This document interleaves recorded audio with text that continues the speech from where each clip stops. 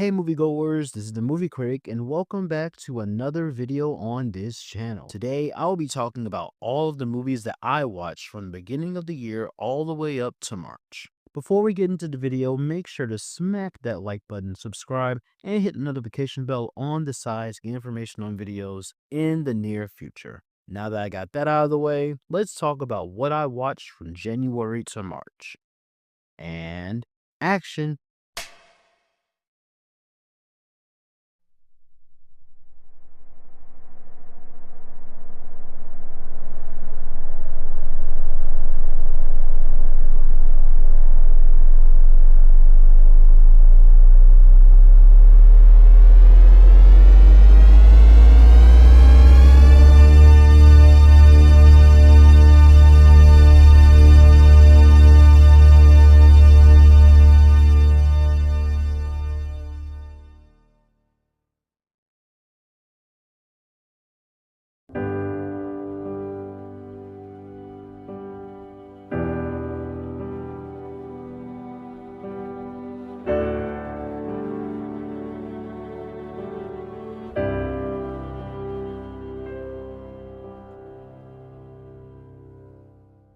Starting off at the beginning of the year, the first film that I watched was Life. Rewatching this film made me realize how good it genuinely is, and that it's more than just an iconic combination of two comedians in their prime. Martin Lawrence and Eddie Murphy are some of my favorite comedians, and while their presence in this film's overall star-studded ensemble makes it hilarious, I never grasped the film's serious moments until now. To me, I see this film as a story between two guys who found themselves in the wrong place at the wrong time, and they suffer for years together because of it. I didn't think this would be the first film I watched this year, but it's sort of fitting in a way. I can't recommend it to everyone, but I'll say it's a good watch. The next movie that I watched was Bambi Meets Godzilla, and this is the most straightforward film I have ever seen. Bambi meets Godzilla, and because of that, well, check it out on your own. The next film that I watched on this list was Fantastic Mr. Fox. This is easily one of the greatest animated films I have ever seen, as it really does check off all the right boxes. Having great acting, an engaging plot, beautiful stop motion, stellar direction, and art direction. Literally what has been said about this masterpiece already. When I was younger, I always saw trailers of the film, but they never seemed interesting to me. I truly do believe that if I did watch this movie back in my earlier days,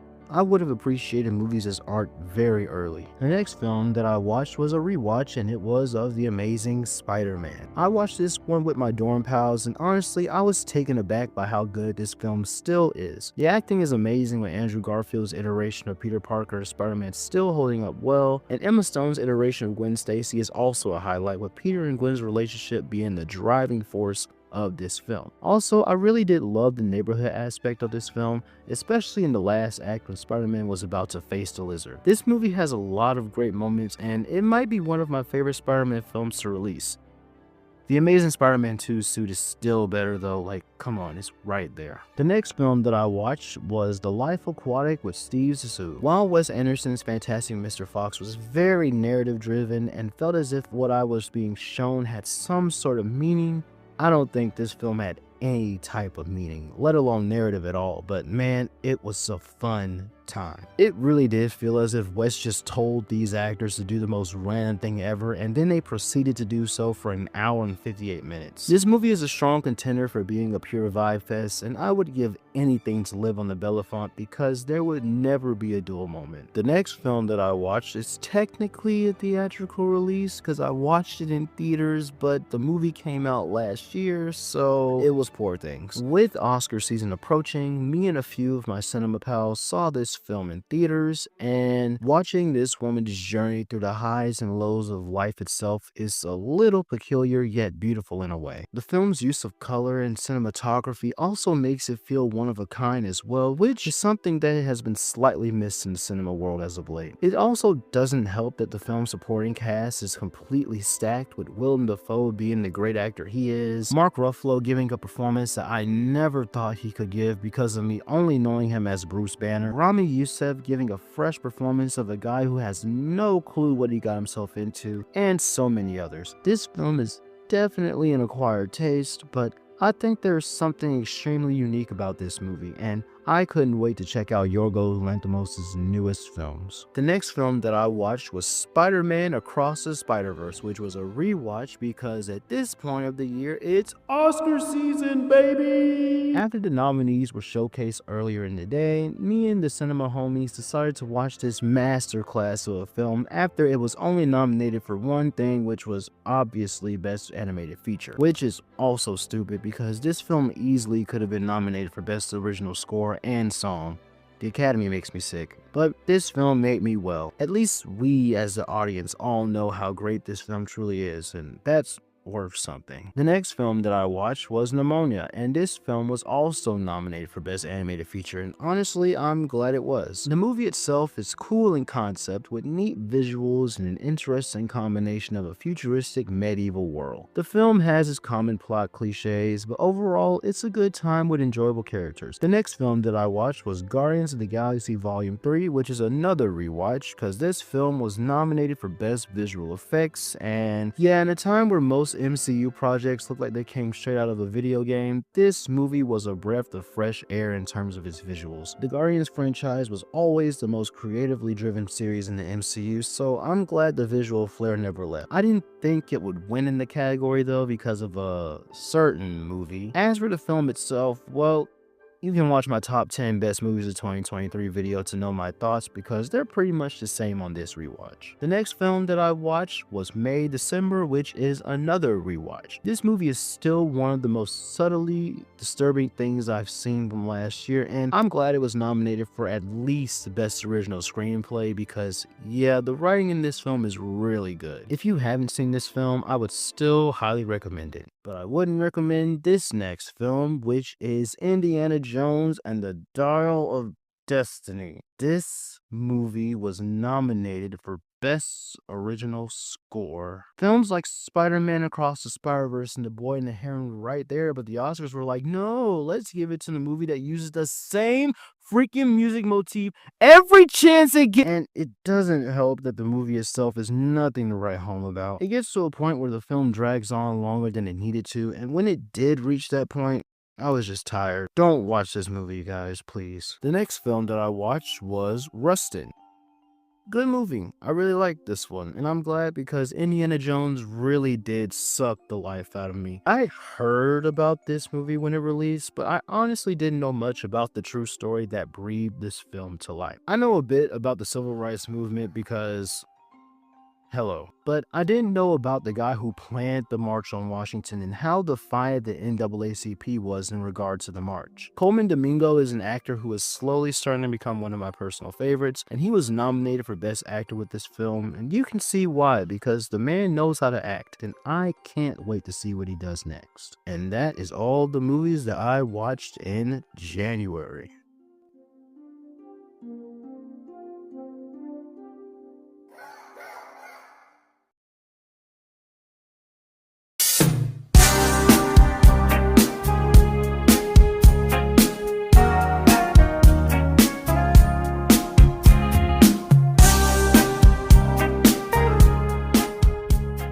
Going into February, the first movie that I watched in this month was Catch Me If You Can. Taking a break from Oscar season, I walked in on my dorm mates watching this classic Steven Spielberg film. And while I did miss the first 25 minutes of it, the rest of the film that I did watch was so good, man. It's insane to me that this film is based on a true story because there were some moments in this film that made me say, ain't no way, bruh. But the fact that it is just makes it even cooler. Leonardo DiCaprio and Tom Hanks are a great duo, and their cat and mouse conflict never gets old because, well, they're just that good. I do believe that this is one of Steven Spielberg's best films. He's that guy. Going back into Oscar season, the next film that I watched was Perfect Days, which was nominated for Best Foreign Film in Japan. When I first saw this, I was like, where's Godzilla Minus One? What even is this a joke? It's easy to say I was low-key pissed. So I wanted to see what made this film special. And oh boy did I find out. This film is a complete complete definition of never taking for granted little things in life, as we follow this janitor's day-by-day routine of cleaning bathrooms, taking pictures, listening to music, really fire music. He has such good music taste. Reading books, watering his plants, you get the vibes. Koji Yakuso did such a great job in this film, and while I don't think he would have won, he definitely should have been nominated for Best Actor because he puts his foot into the film's last few minutes. Japan was definitely cooking when they picked this film to be nominated. I'm sorry I doubted you. The next film that I watched was another rewatch, and it was of The Color Purple musical movie. This movie is still as great as it was when I watched it last year, and I'm so glad that Danielle Brooks was nominated for Best Supporting Actress because she definitely deserves it. Watch my previous video if you want to know why this movie means so much to me, but just know that it does. The next film that I watched was Robot Dreams. I saw the trailer for this film earlier in the year, and I thought it was going to be one of my most highly anticipated films of 2024 until I saw that it was nominated for Best Animated Feature. So this film released literally everywhere else in the world except for the United States, with its theatrical release being in May. Where the power of the 7 seas are. Me and my friends watched this film and it lived up to my expectations. Never in my life did I think that Earth, Wind & Fire's September would make me emotional, but here we are. Despite the film's whimsical moments, it does have its fair share of somber ones, and the lack of dialogue truly does elevate the film's most heartbreaking moments. The film never stood a chance against the other nominees, but it definitely was a delightful watch, and another great reason as to why 2D animation is peak. The next film that I watched in February was The Teacher's Lounge, and this film was nominated by Germany for Best International Film. There were some moments in the film that genuinely pissed me off, but I'm still trying to decide if that's a good thing or not, since I'm sure that was the point of the film. All in all, the movie was well shot, had some good moments, and built up tension very well. Being a teacher isn't easy, so having a movie like this point out the educational system's flaws makes me appreciate my mom even more. And that is what I watched in February.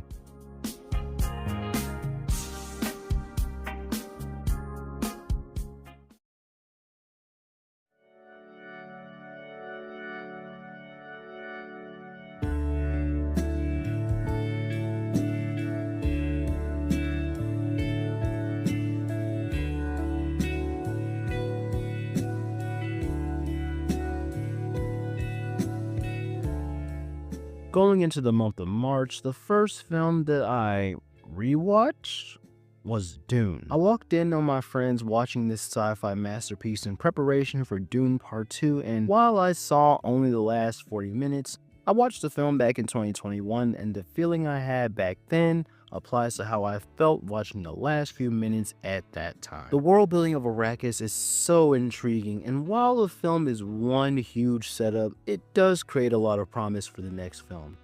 Was the hype justified? Well, we're about to find out now with my first 2024 release, baby! And that 2024 release is Dune Part 2. Since this is a 2024 film, I'm actually going to go a little more in depth with this one since I never made a review for it, so here we go. The hype for this movie was insane. Like, people were treating this movie like it was a second coming. Positive review after positive review, my expectations for this film were so high. Did the film meet them?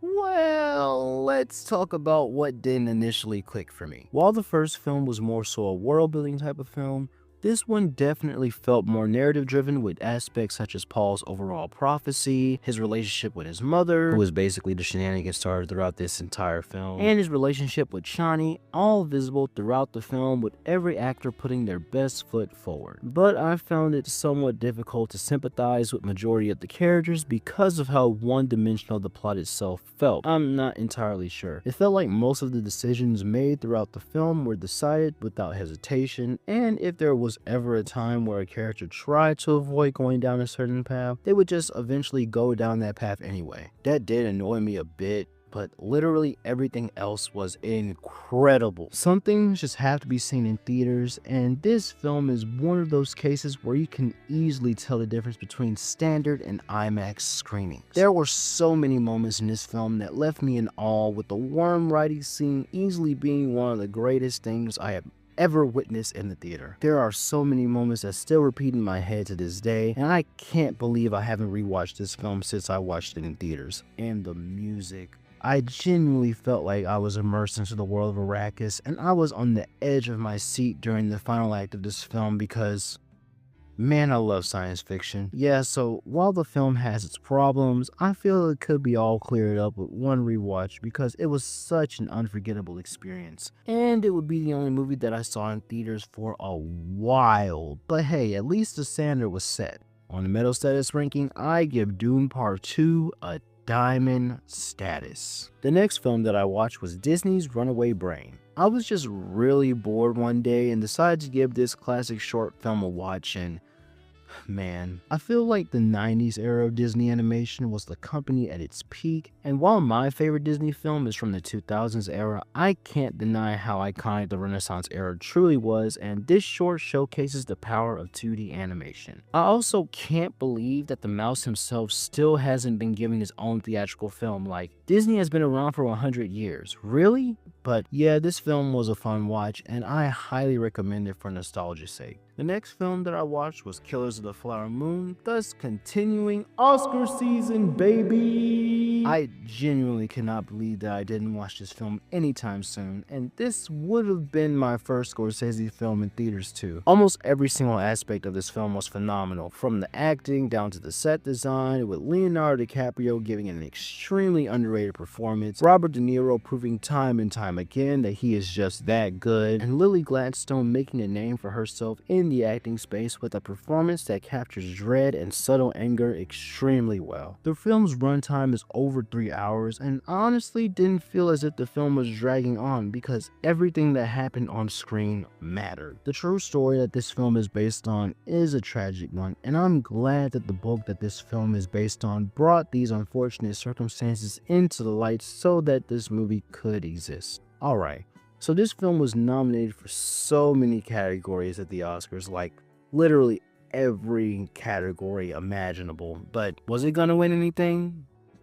No. But the fact that this film actually exists is honestly a win in itself. The next film that I watched was Anatomy of a Fall. This was an international film that I heard a lot of good things about, and the nominations this film received made me even more intrigued because who doesn't love a good court drama? I will say that to me, the first 40 minutes of this film were good, but it did feel a little sluggish in terms of pacing. But as soon as the trial started, it only went up. The writing for this film especially is well thought out and perfectly executed by the main cast, especially our child actor, who gave probably the best child acting performance I've seen in a while. Justine Triet is a great director, and I would love to check out more of her work if it's just as good as this film was. The next film that I watched was American Fiction. I had absolutely no idea where this film came from, but I remember seeing ads for it on Instagram back in November. When I saw that it not only got nominated for Best Original Screenplay, Best Actor, and even Best Picture, but also a nomination for Best Original Score, I had to see it just to witness what this movie was even about, and I really liked this movie. I wish that I saw it last year in theaters because it definitely would have been in my top 10. Watch the video, please. Everyone in this film did a phenomenal job acting-wise, with Sterling K. Brown rightfully deserving his nomination, and the score also being really good as well. Way better than the Indiana Jones slot. Cord Jefferson truly did hit it out of the park with this film and truly captured the struggles of being a black author and the trauma that can come from certain family issues. Lord knows I have them. The ending was a little questionable, but overall, this film was a joy. The next film that I watched was a rewatch of Past Lives. Already talked about this movie in my previous video, so go check that out for a more slightly in-depth review. This film was still as amazing as it was when I first watched it, and I'm glad it was nominated for Best Picture and its original screenplay. A24 is usually going to cook every time, and this film is nothing different. If you can handle being a little sad afterwards, give this film a watch. The next thing that I watched was a rewatch of Oppenheimer. Literally, what else is there to say about this spectacle of a film? Watch my previous video and you'll know how I feel about Oppenheimer. The next film that I watched was Maestro, and I feel like some of you guys were just hating the hate because I literally thought this film was good. Bradley Cooper was really passionate about this film and pretty much gave his all, and this is what you guys do? Crucify him for a passion project? I also need to give props to Carey Mulligan, who was nominated for Best Actress, as she gave her all into this role. While there was one scene towards the end that made me question why it was there, I think Bradley Cooper should be proud of what I would say is his second best performance of 2023. You decide what the first is. On the same day that I watched Oppenheimer and Maestro, the Oscars were live, and it was honestly really cool knowing most of the nominees this go around and actually making predictions as to who was going to win with my friends. It was a really fun night, and I can't wait to do it next year, and yeah, I was right. Oppenheimer sweep. Oppenheimer sweep all the way through. Oppenheimer sweep. And there were a few highlights, of course, with Godzilla Minus One rightfully winning Best Visual Effects and American Fiction winning Best Adapted Screenplay, which was something I did not expect, but it was deserved. Anyways, Oppenheimer. Christopher Nolan, more like Christopher Nolan. Oh my god, bro. Oh, hell no, man. What the fuck, man? Get your ass on. These last four were things that I watched during my spring break, with the first three being films that I watched while up in the Blue Ridge Mountains for a leadership retreat. The first film was actually a rewatch for me, but a new experience for some of the people that I stayed with, and that film was Interstellar. I love how rewatching the film allowed me to connect the dots on ideas and concepts that I didn't realize while watching the first time, thus creating a satisfying experience. The docking scene is still one of the most intense moments ever, and Hans Zimmer really is that guy. He and Christopher Nolan together are an unstoppable force, and his musical composition adds so much to every single scene. The ending was a problem that I had when watching it the first time, and I still have a problem with it now, but literally everything else in this film was peak. Call Christopher Nolan what you want, but he knows how to direct a film, and it feels so good calling him an Oscar-winning director now, because bro deserves it. The next film that I watched was 2001: The Space Odyssey, and I wanted to say first and foremost that I was out and about using a good chunk of my energy before I sat down and watched this movie, so when I say that I was fighting sleep throughout the entire film, like, this is one of those films that are held to such a high regard in the film industry. And what did I do? Doze off for a decent chunk of the film. There were just some sequences that I thought dragged on for so long and for absolutely no reason at all. And the first few minutes, while interesting, also almost put me to sleep. The entire section with Hal, though, that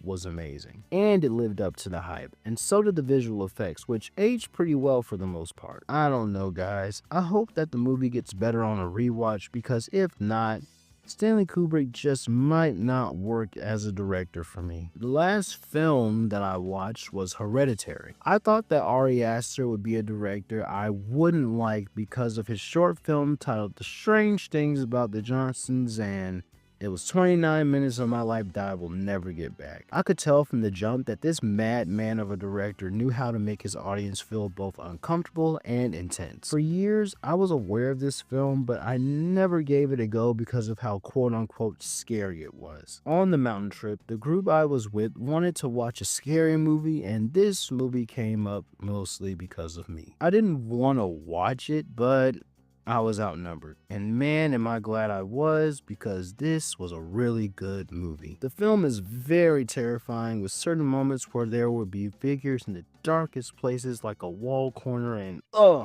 it made my skin crawl. I couldn't sleep as easily that night. I finally understand why people were upset that Toni Collette wasn't nominated for her role, because she was phenomenal, and so was the rest of the cast. And the music. I hope Hollywood respects the horror genre someday, because films like this really do push the needle on what a movie can be. Ari Aster is a director that I can say is a good one, and I can't wait to check out his other films, because this was a cinematic masterpiece.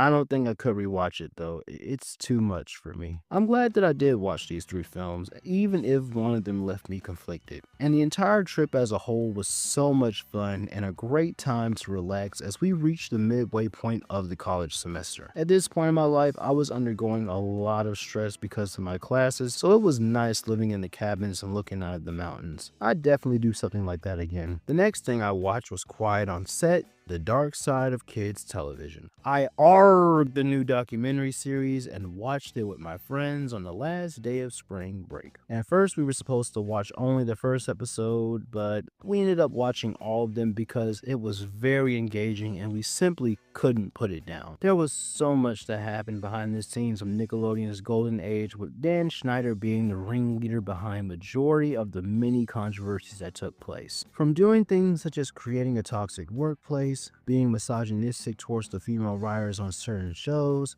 making child actors do things on and off screen that were uncomfortable and gross.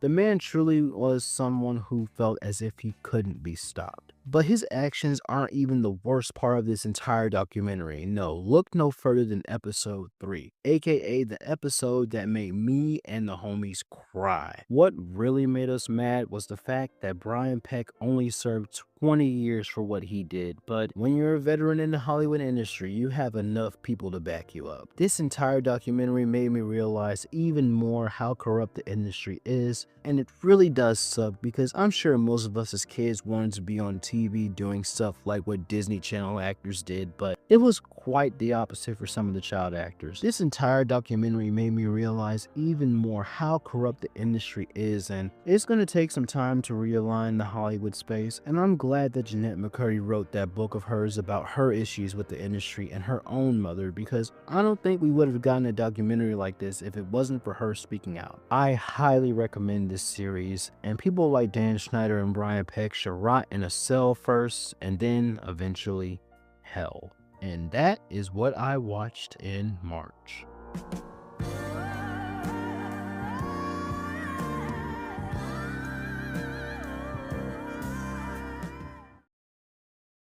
But yeah, that's all I watched from January to March, and I'll have the second video of what I watched from April to June up eventually, I swear. But that's gonna be it. I hope you have a great day or night wherever you are, moviegoers. This is the Movie Critic, and that's a wrap.